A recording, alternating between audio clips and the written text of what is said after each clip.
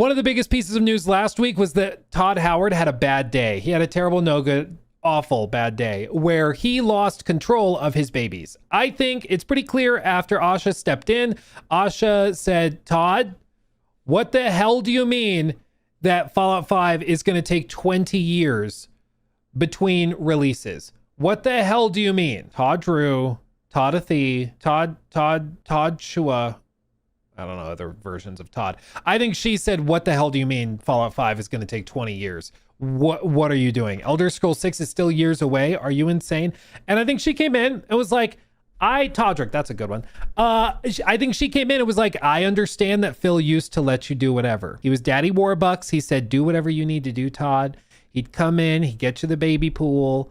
He'd like put some decorative snacks around it. He'd light the chamomile candle. Like, I get it. He was all about pampering Todd Drew and Toddathy. Toddette. That's good. I get that. Asha does not seem to give a what's the term? Give a shit. Forgive my French. I don't think she cares at all. I think she's like, what are you talking about? What are you talking about? You're right, the candle. I forgot the candle. I don't think she cares at all. I think she's like, get your act together. So she came in, basically took the IP away, is handing it to Obsidian, and I think she's revving up for like ZeniMax Online to sunset Elder Scrolls Online and kickstart another Elder Scrolls project that's new. Because I think she sees the recurrent revenue from like ESO and Fallout 76. Those are fine to have. Those are nice. But I think she's more interested in big, exciting stuff that's going to move consoles. And she knows that another update to Fallout 76 doesn't move consoles. That's my suspicion, okay? Like, let's be honest, who has ever bought hardware for a new season update to a live service game that came out 10 years ago? Oh, wait. I don't think anybody, because live service updates, almost just by their very nature, are not that exciting. It's like, oh, cool. Yeah, interesting. Whatever. Even if it's for a game that you like, you know? I just don't think it moves consoles. I don't think it does much. And she, like, her whole thing is to rebuild the platform with consoles, with hardware, and you can't do that with live service updates that are not that exciting. Someone has, surely there's some guy out there that bought a game for like the Fallout 76 update or whatever. But anyway, I think this is probably what's happening. But the point is, she took the keys away from Todd and is handing them to somebody else while he figures his crap out.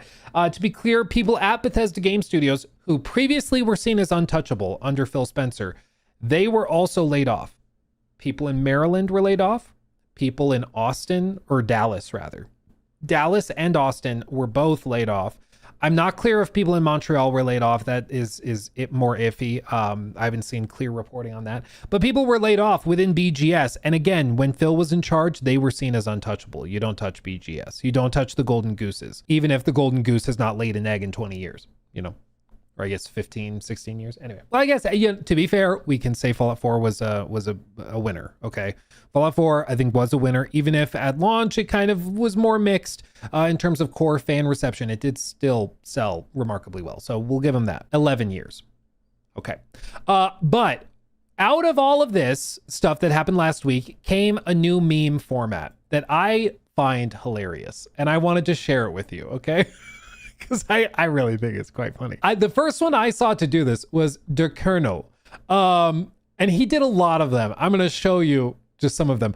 But it's this little meme format where they just simply have Todd talking to Asha. I believe this was at the Xbox Mixer that happened back in June. Yours truly was not invited, almost certainly because Todd was there. Okay. I get it. No, okay.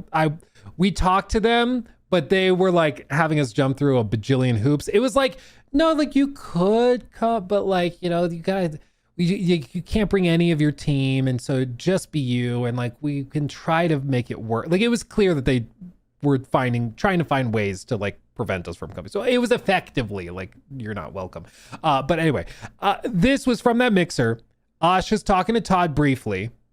And as you can see here, there's some lip sync matched dialogue. It's not really 20 years between Fallout games. We just did a collab with Warzone and had Fallout in that. And we also have the TV show and mobile games. So the core audience is served, really. What's messed up is that that's probably what he is actually saying. Mike said this one. And the engine, in a way, we almost have to make a new engine for every new game that we do. And we had the old engine and we took that and we recreated it and called it the creation engine. So you see what I did there? Yes, technically it's still the same engine, but there's more.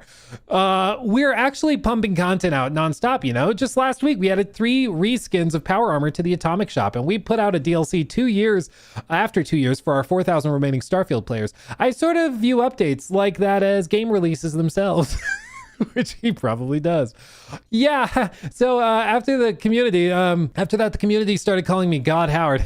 I don't think it got to my head. Anyway, that time I met Elon Musk. Asha, I actually was the first person to sell a microtransaction with my horse armor. Fortnite really has me to thank for their success. Really.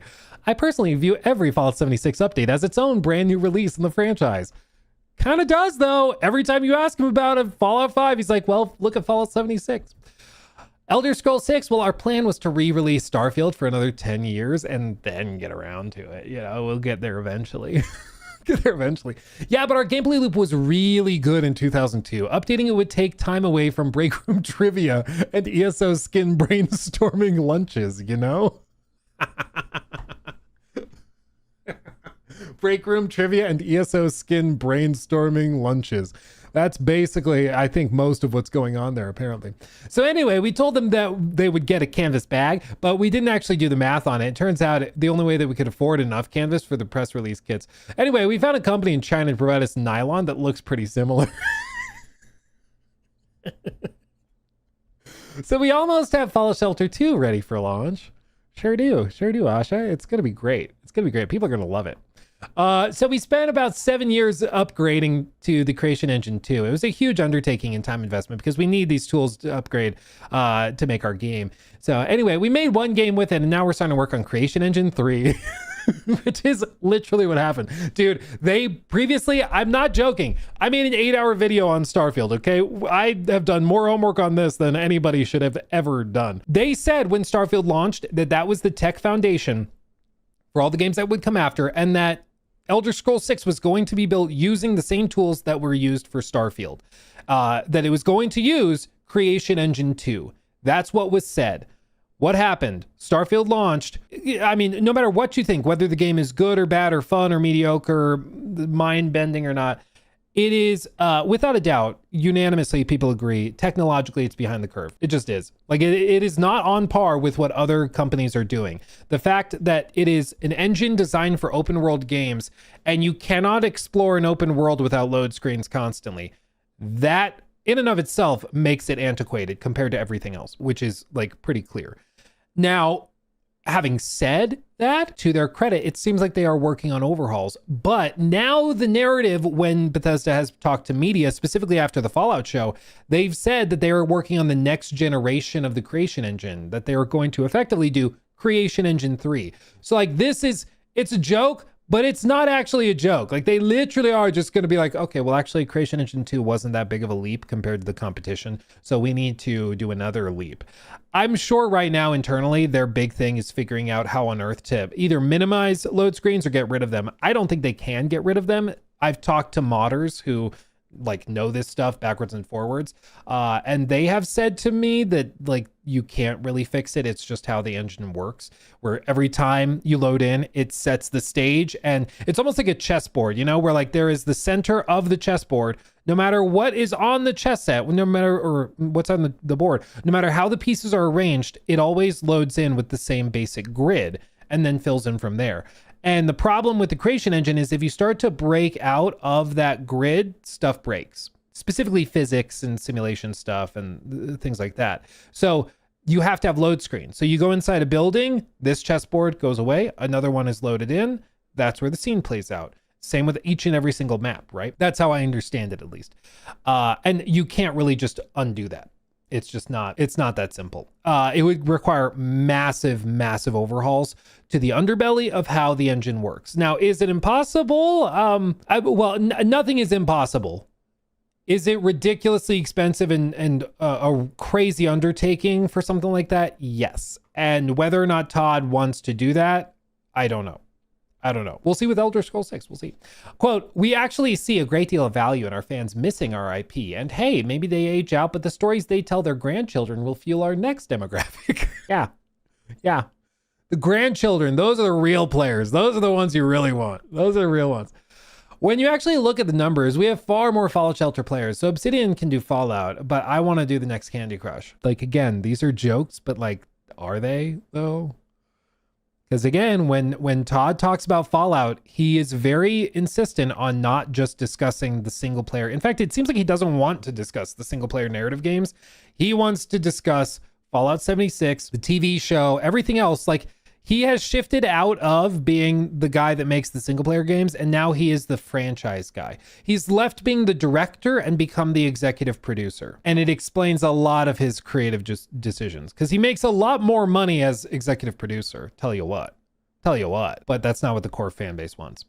The thing with Asha, though, is that Asha seems pretty clear that, no, if we want to blow this up and make it super successful, we've got to do things differently.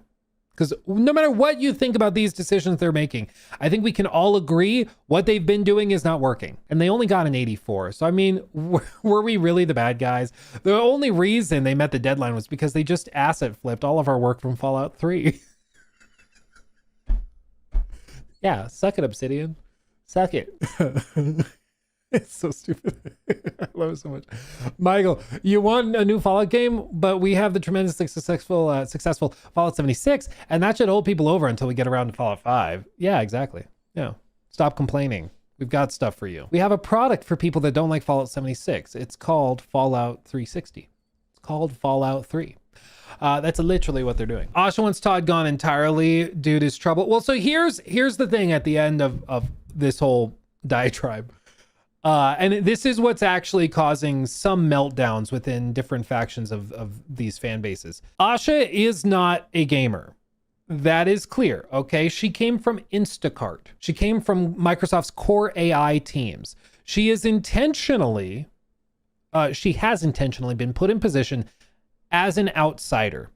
And that is a double-edged sword, because on the one hand, it means that she doesn't know about games. She doesn't necessarily care about games. She's not a gamer, right? So there's that concern, because we've seen when studios and companies are run by business people like Jim Ryan, who have no idea what's going on within gaming. They're super out of touch. They don't care to get in touch with the community. And then they steer the ship straight into the iceberg, right? As a guy that likes like ships, steering straight into an iceberg wouldn't actually be that big of a deal. Actually, fun fact, if the Titanic had rammed straight into the iceberg, it would have stayed afloat. The problem was that they turned and then it scraped multiple watertight compartments along the edge. So that's what flooded it. If they had just rammed the iceberg, they would have been fine. So you don't actually, the worst thing would be Jim Ryan steering and then last minute trying to pivot away from the iceberg. But anyway, Luke, no one cares. Sorry. Anyway, I think it's a double-edged sword, because on the one hand, you might have a Jim Ryan. Okay, nerd. You got me. You have, downside is that when you have somebody that's not in touch with the gaming community, they do things that are like, what the hell are you doing? You could have asked any of us. They do concords, right? The flip side and the potential benefit. Mr. I know boats. The potential benefit of having an outsider is that she is not weighed down with the biases that come with exposure to the industry and being a fan and all that. I think Phil was primarily burdened by two things. Number one, I think Phil was too nice. Okay. Secondly, I think he was a true fan, and that at times caused him to not see how bad things really were. I'm going to tell my wife. That is like, I think really that is where a lot of these problems came from. Because on the one hand, Phil was too nice to step in and be like, Todd, we are not taking 20 years between Fallout games. Either you figure out how to produce games faster, or I'm giving the IP to somebody else to do supplemental games in between. That should have been decided back in 2020 or 2021, whenever the deal closed with ZeniMax. That should have been done back then.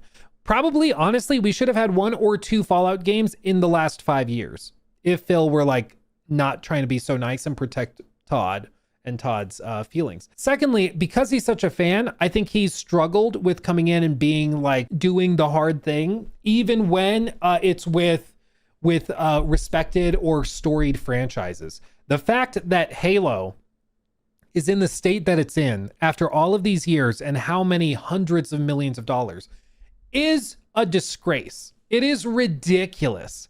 It's outrageous. But I think because he's like, but it's Halo.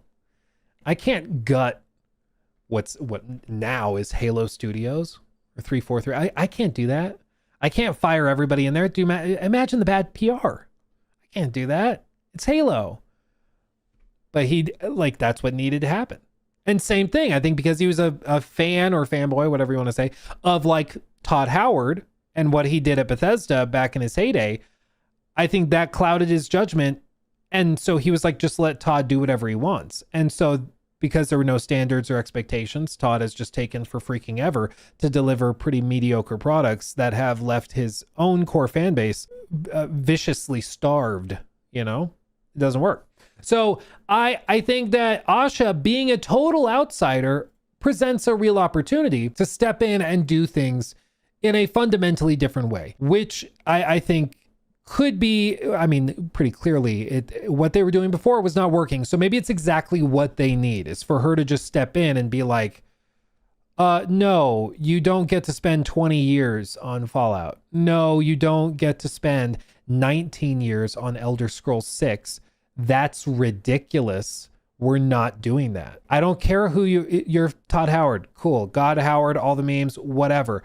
You're not spending 20 years between releases in our biggest franchises. Are you insane? Like, again, just imagine if another IP, Call of Duty or something that makes a lot of money. Like, just imagine if they were like, we are not going to release a Call of Duty game for 20 years, a mainline Call of Duty game for 20 years, because there's one guy that wants to stay in charge of it and he doesn't want to have other teams take a whack at it. You'd be like, are you insane? Are you outside of your mind? What is going on? Like, what?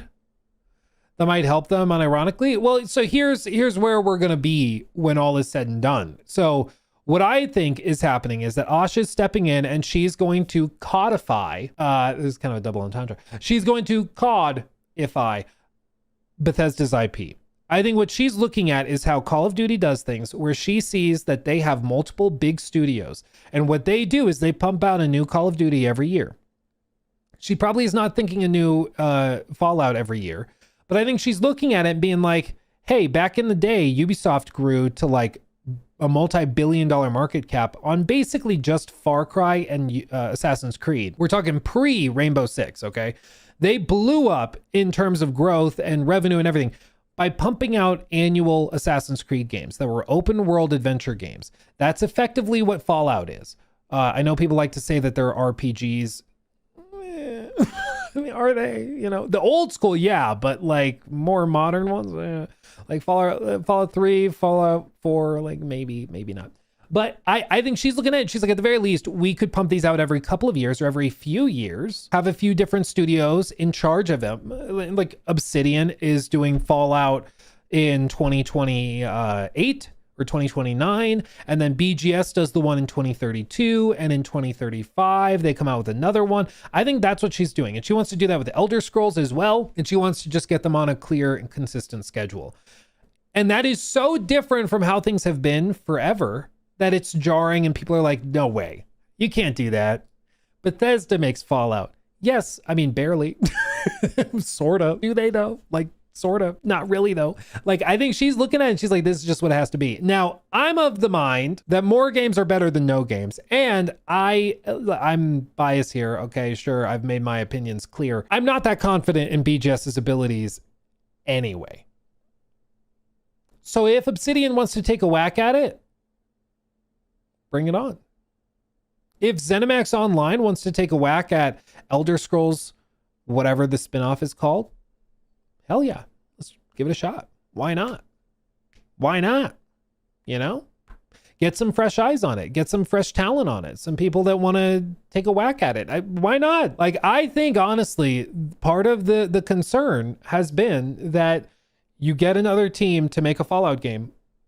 you're going to end up with the Fallout New Vegas situation again, which is that then people that love what Obsidian did don't like what BGS did. Just like there's people that love what, Treyarch does with Call of Duty. But then the next time that another team takes a whack at it, Infinity Ward is doing something. Or what is it? Infinity Ward, Raven, I don't know, Call of Duty. Anyway, like whatever it is, you're going to end up in situations where some people love this team's version of the IP and other people love this team's version of the IP. But hey, at least there's people buying the games, At least there's people buying the games.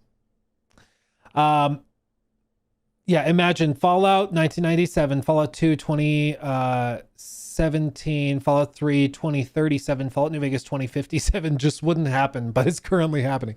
Yeah. Well, and again, like we just got used to it taking forever. It doesn't have to be this way. Again, back in the day, the idea that you'd have to wait from Fallout 3 in 2008 to Fallout 4 in 2015. That was such an insane length of time for Robert Altman when he was in charge of ZeniMax. He looked at that, said 7 years is unacceptable. So he went and found Obsidian and handed them the IP and said, you're going to make a game in between these two. And they did. 7 years would have been nothing. That means we would have gotten Fallout 5 in, 2022. It means we would have gotten Elder Scrolls 6 in 2018. We would have already gotten the Elder Scrolls 7 if they had stuck to those timelines that Robert Altman thought were unreasonable back then.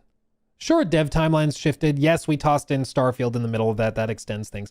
But I just want to be clear. This is ridiculous. We just got used to it. And it's by having somebody that comes in and is not used to it, that is just a total outsider who is like, the hell do you mean it's taking 20 years to make another Fallout game? And she's just like, no. Now, it is too early to tell whether Asha is going to be a good head of Xbox. It's really easy to come in and identify problems. It's a lot harder to fix the problems. It's really easy for somebody to come in and be like, you have a fever and you are bleeding out of your ass. It's like, brilliant, doctor, brilliant. It's another thing to fix it. And that's the thing, is that Asha's coming in. She's like, Xbox is X-hole is exploding. We got a problem. And it's like, okay, finally somebody that acknowledges the problem that we've been seeing for a while. She's acknowledging the problems. Yeah, it's the parasite. Exactly. We had some bad fruit and veg. So she's coming in, identifying problems. Yes, the previous leadership seemed like insistent on never acknowledging any problems and acting like everything was totally fine. So she's acknowledging the problems, but fixing them is a whole other issue. That's a whole other challenge. And that's the one that she will ultimately be graded against. So I want to just be clear, as we've talked about Asha, I am optimistic that she'll be able to fix some stuff, because again, at the very least, she's identifying problems. Phil and Sarah seemed that they just did not want to even talk about the possibility of things being wrong. Like they literally did the bury your head in the sand and act like everything's fine thing. Like it really is shocking how they just did not do a damn thing for like a decade. And even as things got worse and worse and worse, they're like, it's fine. It's probably fine. It's not a big deal. Whatever. Stop complaining. You're not a real fan if you're complaining. It's just ridiculous. But anyway, Asha could fix all of us. I am hopeful she can figure it out. The problem is that she's also inheriting a mess at like literally the worst time in the game industry's history for fixing a platform, because hardware is ungodly expensive and everything else is like horrifying. So she's got an uphill battle, I'll tell you what. So even if, there's a chance, even if she is a capable leader and even if she identifies the proper problems, there still is a serious question as to whether or not where they are now can be fixed. I will say the one secret weapon she's got, the one thing that could totally change the dynamic and the equation of all of this, is that PlayStation seems to be actively being run by hamsters high on acid. Like, I have no idea what on earth they're doing. I don't think they do, because I think they're hamsters high on acid, and then they dress up in human clothes and pretend to be executives from Japan. I don't know what on earth they're thinking. No clue. But I'll tell you what, to further the chess analogy, because I love me some chess. When you're down a couple pawns, you got a bad position, pawn structure's ass, the end game you're charging into is totally lost. It's going to be tough to dig yourself out of that. You're probably just lost. That's where Xbox is now. They're down a lot of material. They have a bad position. They're in a bad spot. But their opponent just shotgunned 5 fingers of Fireball and at the same time drank half a liter of wine and ate a fistful of cheese curds. They might stand a chance. They might stand a chance, you know?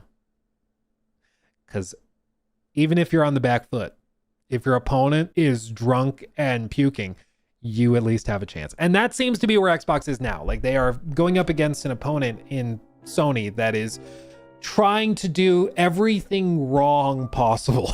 And they're doing a real good job. So I am interested in how this plays out, but we're going to see. They've got pretty much a year to finalize all the plans. It seems like next summer we're going to actually find out about PlayStation 6, Project Helix, all of that. So next summer, I think is going to be the real bellwether for how this plays out. I think Sony's going to continue doubling down on what they're doing. Asha just has to find a way to be much more dynamic, but you better believe at this point, Project Helix, I think, has a trailer for a new Fallout game from Obsidian. I think they have that probably in the summer. We probably get a trailer and potentially even gameplay footage of the next Fallout game before we see Elder Scrolls 6 again. Figure that one out. Praise be to Todd.